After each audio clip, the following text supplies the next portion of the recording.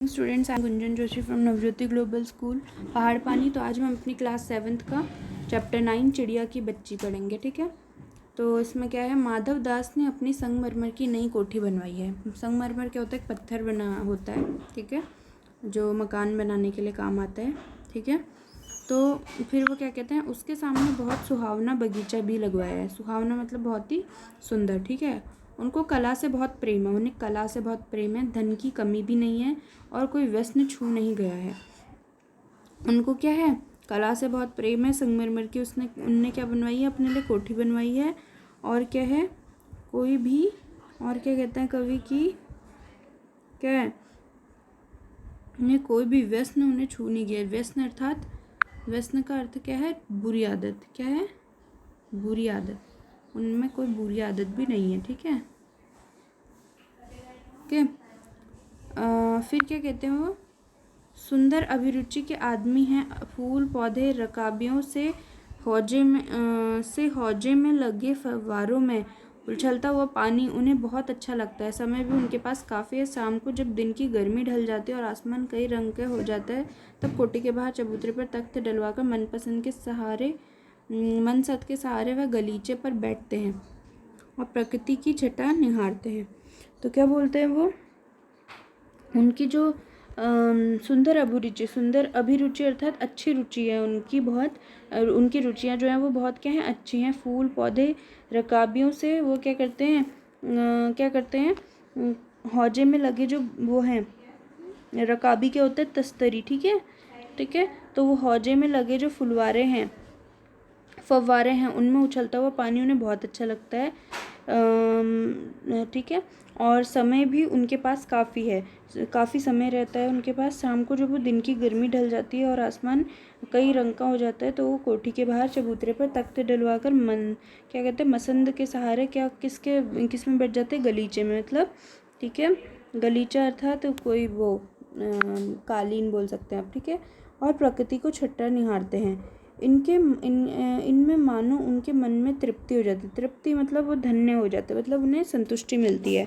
मित्र हुए तो उनसे विनोद चर्चा करते हैं, और मित्र हुए तो उनसे चर्चा करते हैं, नहीं तो पास हुए फरसी हुक्के की सटक को मुंह में दिए खायल में संध्या को स्वप्न की भांति गुजार देते हैं। और वो कहते हैं, अगर उनके दोस्त हुए, मित्र लोग हुए, तो उनसे बातचीत करते हैं, अदरवाइज़ क्या करते हैं, वरना वो क्या करते हैं, फरसी हुक्के की सटक को मुंह में, मतलब वो क्या करते हैं, हुक्का पीते हैं और संध्या को स्वप्न की तरह गुजार देते हैं। आज कुछ बादल थे, घटा गहरी नहीं थी, धूप का प्रकाश उनमें से छन छन कर आ रहा था। माधववास मसंद के सहारे बैठे थे। उन्हें जिंदगी में क्या स्वाद नहीं मिला है, पर जी भरकर भी कुछ खाली सा रहता है। ठीक है, तो क्या बोलते हैं लेखक कि क्या हुआ, तो वो बोलता है, आज क्या था, बादल कुछ बादल थे, और क्या था, घटा गहरी नहीं थी, अर्थात क्या था, बादल थे वो ज़्यादा गहरे नहीं थे। ठीक है, और धूप का प्रकाश उनमें से छनकर आ रहा था। माधववास क्या कहते हैं, मसंद के सहारे बैठे थे। उन्हें ज़िंदगी में क्या स्वाद नहीं, मतलब लेखक बोलते कि उन्हें ज़िंदगी ने सब कुछ दिया, धन पैसा शोहरत नाम सब कुछ, पर भी फिर भी उनका मन कुछ खाली सा था। उस दिन संध्या समय उन्हें देखते देखते सामने की गुलाब की डाली पर एक चिड़िया आने बैठी। फिर एक बार क्या हुआ, संध्या का समय था, उनको देखते देखते एक गुलाब की डाली पर एक चिड़िया आके बैठी। चिड़िया बहुत सुंदर थी, उसकी गर्दन लाल थी और गुलाबी किनारे पर जरा जरा नीली पड़ी गई थी। ठीक है, पंख ऊपर के चमकदार शाह थे। शाह मतलब काला। ठीक है, शाह काला। उसका नन्हा सा सिर तो बहुत प्यारा लगता था, और सर पर चित्र विचित्र क्या थे, सर पर क्या था, शरीर पर क्या थे, चित्र विचित्र चित्रकारी थी, मतलब बहुत विचित्र चित्रकारी थी। चिड़िया को मानो माधव द्वास की सत्ता का कुछ पता नहीं था। ठीक है, और मानो तनिक देर का आराम भी उसे नहीं चाहिए था। कभी पर हिलाती और कभी फुदकती थी। वह खूब क्या थी, खुश लगती थी अपनी नन्ही, वो क्या लगती थी, काफ़ी खुश लगती थी। तो फिर क्या बोलते हैं लेखक,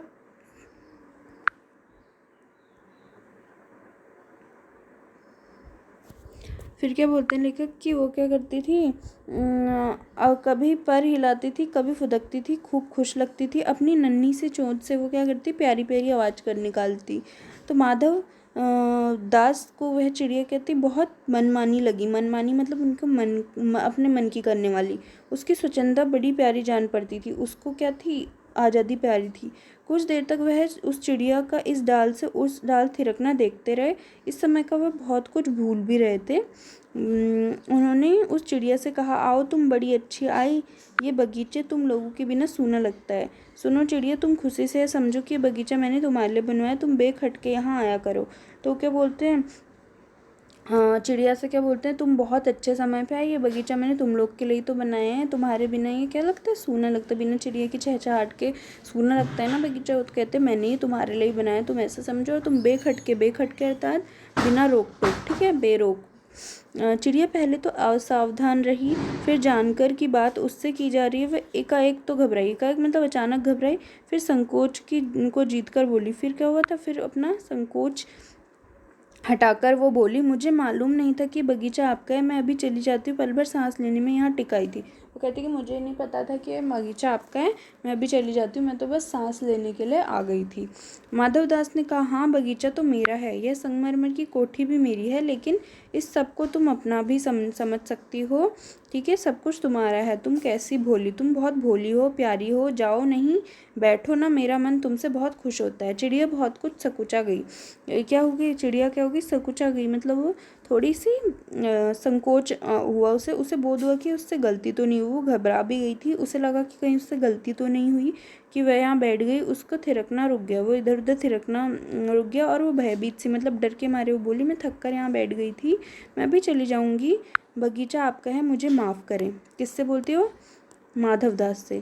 फिर माधव दास कहते, मेरी भोली चिड़िया, तुम्हें देखकर मेरा चित्त प्रफुल्लित हुआ। वो कहते कि मेरी भोली चिड़िया, तुम्हें देखकर मेरी जो आत्मा है वो क्या हो गया, मेरे मन की इच्छा, मेरा मन जो है वो बहुत खुश हुआ।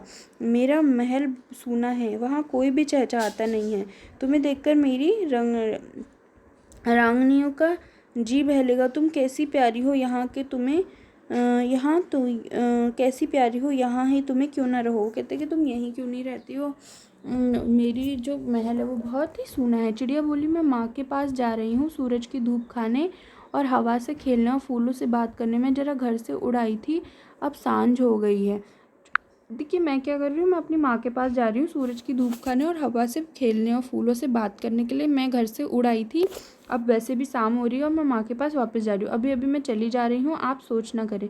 तो मैं अभी जा रही हूँ, आप सोचे ना। माधवदास ने कहा, प्यारी चिड़िया तुम पागल मत बनो, देखो तुम्हारे चारों तरफ कैसी बहार है, देखो वह पानी खेल रहा है, उधर गुलाब हंस रहा है, भीतर महल में चलो, जाने क्या क्या तुम पाओगी। मेरा दिल वीरान हो के, तो मेरा जो मन है वो खाली है, वहाँ कब हंसी सुनने को मिलती। कह रहा मुझे कभी हंसी सुनने को मिलती नहीं, मेरे पास बहुत सा सोना मोती है, सोने का एक बहुत सुंदर घर मैं तुम्हें बनवा दूंगा। कहते हैं तो मोतियों की झालर उसमें लटकेगी, तुम मुझे खुश रखना।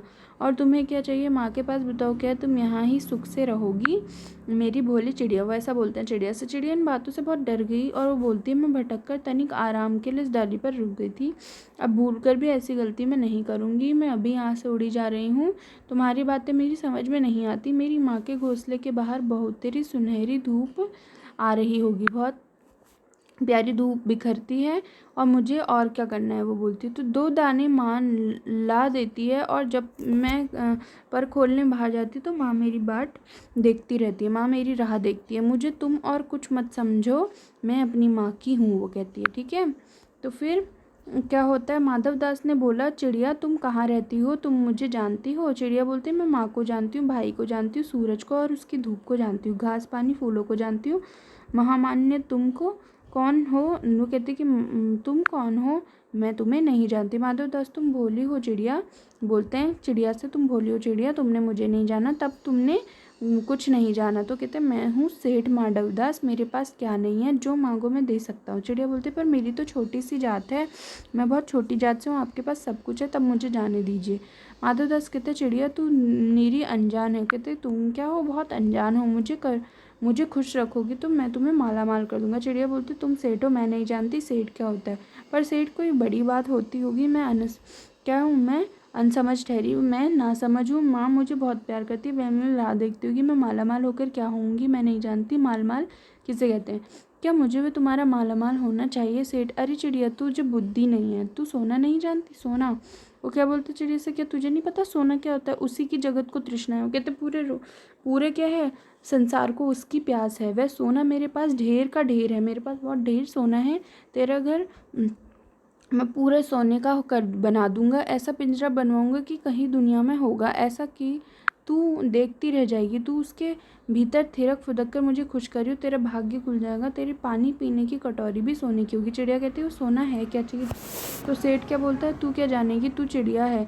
सोने का मूल्य सीखने के लिए तुझे बहुत सीखना है। बस यह जान ले कि सेठ माधवदास तुझसे बात कर रहा है, जिससे मैं बात कर लेता हूँ उसकी किस्मत खुल जाती है। वैसा बोलते तू अभी जग का हाल नहीं जानती। कहते तू अभी दुनिया का हाल नहीं जानती। मेरी कोठियों पर कोठियाँ हैं, बगीचों पर बगीचे हैं, मेरे पास बहुत धन है। बताते हैं दास दासियों की संख्या भी नहीं है। मैं तुझे मेरा चित्त प्रसन्न हुआ। कह रहे पर तुझसे क्या हुआ? मेरा मन बहुत प्रसन्न हुआ है। ऐसा वरदान कब किसी को मिलता है? अरे चिड़िया, तू इस बात को समझती क्यों नहीं है? वो चिड़िया से बोलते। चिड़िया कहती सेठ मैं नादान हूँ, मैं कुछ नहीं समझती, पर मुझे देर हो रही है। माँ मेरी बाट देखती होगी, राह देख रही होगी। सेठ ठहर ठहर, इस अपने पास के फूल को तूने देखा?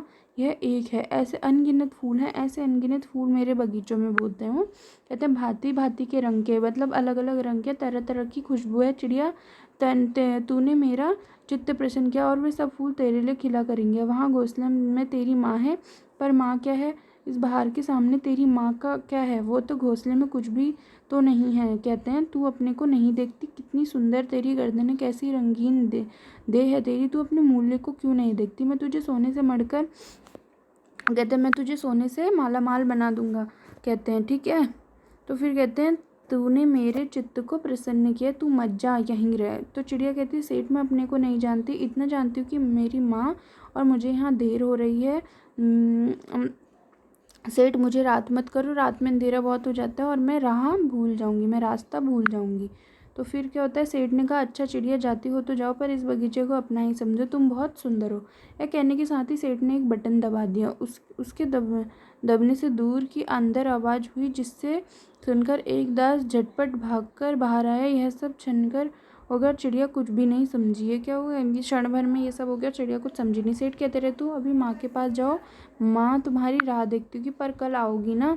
कल आना, परसों आना, रोज आना है। कहते कहते दास को सेठ ने इशारा कर दिया और वह चिड़िया को पकड़ने के जतन में चला। मतलब वो चिड़िया को पकड़ने की कोशिश कर रहा। सेठ कहते रह गए सच तुम बहुत सुंदर लगते हो। तुम्हारे भाई बहन कितने हैं? कितने भाई बहन हैं तुम्हारे? पूछता है तो चिड़िया कहती है 2 बहन 1 भाई, पर मुझे देर हो रही है। वो बोलती है हाँ हाँ जाना, अभी तो उजाला है। कहते क्या अभी तो उजाला है? 2 बहन 1 भाई, बड़ी अच्छी बात है। किससे बोलते? चिड़िया से। पर चिड़िया के मन के भीतर क्या था? चैन नहीं था। वह चौकन्ने हो चारों ओर देखती। उसने कहा सेठ मुझे देर हुई है। सेठ ने कहा देर अभी कहाँ, अभी उजाला है मेरी प्यारी चिड़िया। तुम अपने घर का इतनी और हाल सुनाओ, तुम अपने घर का हाल सुनाओ, डरो मत। चिड़िया ने कहा सेठ मुझे डर लगता है, माँ मेरी दूर है, रात हो जाएगी तो राह नहीं, तो मुझे राह का पता नहीं चलेगा। इतने में चिड़िया को बोध हुआ कि जैसे एक कठोर स्पर्श उसके देह को छू गया। वह चीख देकर चिचियाई और एकदम उड़ गई। ठीक है। नौकर के फैले हुए पंजे में वह आकर भी नहीं आ सकी। वह उड़ती हुई एक सांस में माँ के पास गई और माँ की गोद में गिरकर सुबकने लगी, मतलब रोने लगी और बोली ओ माँ ओ माँ। माँ ने बच्ची को क्या करा, अपनी छाती से चिपका कर पूछा क्या है मेरी बच्ची, क्या है? पर बच्ची काँप कर माँ की छाती से चिपक गई और बोली कुछ नहीं, बस के सुबकती रही, मतलब घबरा गई थी। वो कहती है ओ माँ। बड़ी देर में उसे ढांढस बंधा, बहुत देर में उसको थोड़ा साहस आया, तब वह पलक मीच उस छाती में ही चिपक कर सोई, जैसे अब पलक ना खुलेगी। ठीक है। और पलक मीच कर वहाँ सो गई जैसे कि अब पलक कभी खोलेगी नहीं। तो किसने लिखा है? जैनेन्द्र कुमार ने। किन बातों से ज्ञात हुआ कि माधवदास का जीवन संपन्नता से भरा था? किन बातों से ज्ञात होता है कि वे सुखी नहीं थे? आपको ये बताना है। ठीक है। देखिए माधवदास की बड़ी कोठी थी, सुंदर बगीचा था, रहने को ठाट बाट रसोइयाँ बहुत से थे। चिड़िया के साथ वो वार्तालाप में कहना कि तेरा सोने का पिंजरा बनवा दूंगा, तुझे मालामाल कर देने की बात कहता है। इसके अलावा वो कहते हैं कि उनके पास कई कोठियाँ, बगीचे और नौकर चाकर हैं, और इन बातों से उसकी संपन्नता का पता चलता है। इसके अलावा वो अकेलेपन को दूर करने के लिए चिड़िया के साथ रहने को मजबूर करते हैं। बात दर्शाती कि वो सारी सुख सुविधाओं के बाद भी सुखी नहीं थे। ठीक है। माधवदास क्यों बार बार चिड़िया से कहते कि बगीचा तुम्हारा ही है? निस्वार्थ मन से ऐसा कह रहा था, स्पष्ट कीजिए। माधवदास चिड़िया से बार बार इसलिए कहते हैं क्योंकि उसे चिड़िया बहुत सुंदर और प्यारी लगे। चाहता है कि वह चिड़िया सदा के लिए बगीचे में रह जाए। ये कारण कि बार बार वह दोहराता है कि बगीचा तुम्हारा है। तो ऐसा कहना पूरी तरह से निस्वार्थ मन से नहीं था, क्योंकि वो चिड़िया को महल में पिंजरे में बंद करके रखना चाहता था ताकि अपनी इच्छा से उसकी सुंदरता को निहार सके और उसका चहचहाना भी सुन सके। माधवदास के बार बार समझाने पर भी चिड़िया सोने के पिंजरे और सुख सुविधाओं को कोई महत्व नहीं देती। दूसरी तरफ माधवदास की नज़र में चिड़िया की जिद का कोई तुक न था। माधवदास और चिड़िया के मनोभाव के अंतर क्या क्या थे अपने शब्दों में लिखे। देखिए, माधवदास बार बार चिड़िया को सोने के पिंजरे व सुख सुविधाओं का लालच देता, लेकिन चिड़िया क्या कर रही थी, इन बातों को कोई महत्व नहीं दे रही थी। उसे क्या थी, अपनी स्वतंत्रता ही पसंद है। उसे माधवदास के सुंदर बगीचे में रहना भी पसंद नहीं था। लेकिन चिड़िया इन बातों को क्या कर रही थी, वह अपने परिवार से भी अलग नहीं होना चाहती थी। शाम होती ही उसे माँ के पास जाने की जल्दी थी। वह तो केवल घूमना ही चाहती थी, बंधन में रहना उसका स्वभाव भी नहीं है। कहानी के अंत में नन्ही चिड़िया का सेठ और नौकर के पंजे से भाग निकलने की बात पढ़कर तुम्हें कैसा लगा? 40-50 या इससे कुछ अधिक शब्दों में अपनी प्रतिक्रिया लिखें। आपको कैसा लगा? देखिए, कहानी के अंत में नन्ही चिड़िया का सेठ के नौकर के पंजे से भाग निकलने की बात पढ़कर मुझे क्या हुई, बहुत खुशी हुई। क्यों? क्योंकि माधवदास उसे अत्यधिक क्या कर रहे थे, लोभ दे रहे थे। लोभ दे के चिड़िया को अपने पास रखने के लिए उसको कैद करना चाहते थे। लेकिन चिड़िया का स्वभाव होता है, पंछियों का स्वभाव होता है आज़ाद रहना। वो आज़ादी में ही खुश रहती है। अंत में वो उसे अपने नौकर से पकड़वाना चाहते थे, लेकिन चिड़िया भाग निकली। यदि माधवदास चिड़िया को पकड़ने में सफल हो जाते तो क्या होती, उसकी आज़ादी छिन जाती, वह हंसी खुशी समाप्त हो जाती। अतः मेरी संवेदना चिड़िया के प्रति बहुत अधिक है। चिड़िया क्या, उसे स्वार्थी माधवदास के चंगुल से बच निकलने में सफल हुई। माँ मेरी बाट देखती होगी। नन्ही चिड़िया बार बार इस बात को कहती है। आप अपने अनुभव पर बताइए कि हमारी ज़िंदगी में माँ का क्या महत्व है। देखिए, हमारी ज़िंदगी में माँ का स्थान तो हम शब्दों में बयान नहीं कर सकते। माँ का वो स्थान होता है, माँ का स्थान बहुत महत्वपूर्ण होता है। माँ दुख सुख में हमेशा अपने बच्चों के साथ रहती है। माँ हमारे जीवन की सारी परेशानियों को दूर करती है, सारे दुखों और कष्टों को स्वयं झेलना जानती है, हमारा पालन पोषण करती है, हमें सभी सुख सुविधाएं उपलब्ध कराती है तथा दुख की घड़ी में हमें साहस भी देती है। हाँ, माँ का स्नेह और आशीर्वाद बच्चे की सफलता में योगदान देता है। ठीक है, हमें माँ के शरण से उष्ण नहीं हो सकते। ठीक है, ये कारण है कि जब चिड़िया को माधवदास के घर देर होने लगती है तो वो रह रहकर यही कहती कि माँ इंतज़ार कर रही होगी। ठीक है, अब क्या है, इस कहानी का कोई और शीर्षक देना हो तो आप क्या देना चाहोगे और क्यों देना चाहोगे? ठीक है, अब बोल रहे इस कहानी में नन्ही चिड़िया शीर्षक पूर्णतः उपयुक्त रहेगा। क्यों? क्योंकि वह चिड़िया क्या छोटी है, स्वभाव अनुसार थोड़ा बहुत घूमना ही जानती है। जब माधवदास का नौकर उसे पकड़ने लगता है तो वो बहुत डर गई कि वह इतनी तेजी से उड़ती कि सीधी माँ के गोद में आकर रुकी और सारी रात वो अपनी माँ से चिपक कर सोती रही। ठीक है, वास्तव में छोटे बच्चे की भांति ही डर जाती है और बच्चा माँ की गोद में अपने आप को सुरक्षित महसूस करता है। वैसा नहीं किया था। ठीक है, अब हम कहानी से आगे देखते हैं। क्या बोले, इस कहानी में आपने देखा कि वह चिड़िया अपने घर से दूर आकर भी अपने घोंसले तक वापस पहुंच जाती। मधुमक्खियाँ, चींटियों, ग्रह नक्षत्रों तथा प्रकृति की इन अन्य विभिन्न चीज़ों में हमें एक अनुशासनबद्धता देखने को मिलती है। इस तरह के स्वाभाविक अनुशासन का रूप कहाँ कहाँ देखने को मिलता है, उदाहरण बताइए।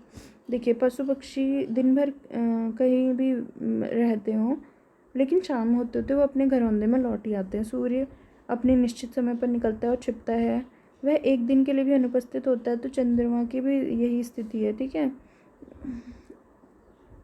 और दिन रात का क्रम, प्रकृति में दिन रात का क्रम बना रहता है। ठीक है, इसमें थोड़ा भी परिवर्तन नहीं होता है। और देखिए, ऐसे ही अनुशासन हमारे क्या होता है, हमारी सैन्य फोर्सेस में होता है। मतलब हमारी जो सोल्जर्स हैं, हमारी जो सेना है, चारों क्या, वायु हो या फिर वायु सेना हो, चाहे पृथ्वी हो, ठीक है, या फिर चाहे जल की हो, तीनों में क्या रहता है, ऐसे ही बने रहता है। वो भी क्या करते हैं, अनुशासन में रहते हैं। ठीक है, उनका एक समय होता है खाने का, पीने का, सोने का, उठने का। सोचकर लिखिए कि यदि सारी सुविधाएं देकर एक कमरे में आपको सारे दिन रहने को कहा जाए तो क्या आप स्वीकार करेंगे? आपको अधिक प्रिय क्या है होगा, स्वाधीनता या प्रलोभ लेने वाली पराधीनता? ऐसे क्यों कहा जाता है कि पराधीन व्यक्ति को सपने में भी सुख नहीं मिल पाता? नीचे दिए गए कारणों को पढ़ो और विचार करें। क्योंकि किसी को पराधीन बनने की इच्छा व्यक्ति स्वयं दुखी होता है, वह किसी को सुखी नहीं कर पाता, क्योंकि पराधीन व्यक्ति सुख के सपने नहीं देखता। फिर क्या है, क्योंकि पराधीन व्यक्ति को सुख के सपने देखने का अवसर ही नहीं मिलता। देखिए अब क्या है, सारी सुख सुविधाएं प्राप्त करके भी हम एक कमरे में रहना स्वीकार कर सकते हैं? नहीं कर पाएंगे। हमें सदा क्या होता है, स्वाधीनता ही प्रिय होगी ना, क्योंकि प्रलोभन वाली पराधीनता प्रलोभन वाली पराधीनता, क्योंकि क्या होता है प्रलोभन वाली पराधीनता, क्या है, पराधीन का अर्थ है पर के अधीन, मतलब अपनी इच्छा से दूर की इच्छा से कार्य करना, दूसरे की इच्छा से कार्य करना। और दूसरे के मन से कितने दिन तक कार्य कर सकते हैं? नहीं कर सकते रोज। तो इसलिए क्या है, हमें क्या होगा, अब चाहे कितनी सुख सुविधाएं दी जाएं, हम किसी बंद कमरे में नहीं रह सकते। ठीक है।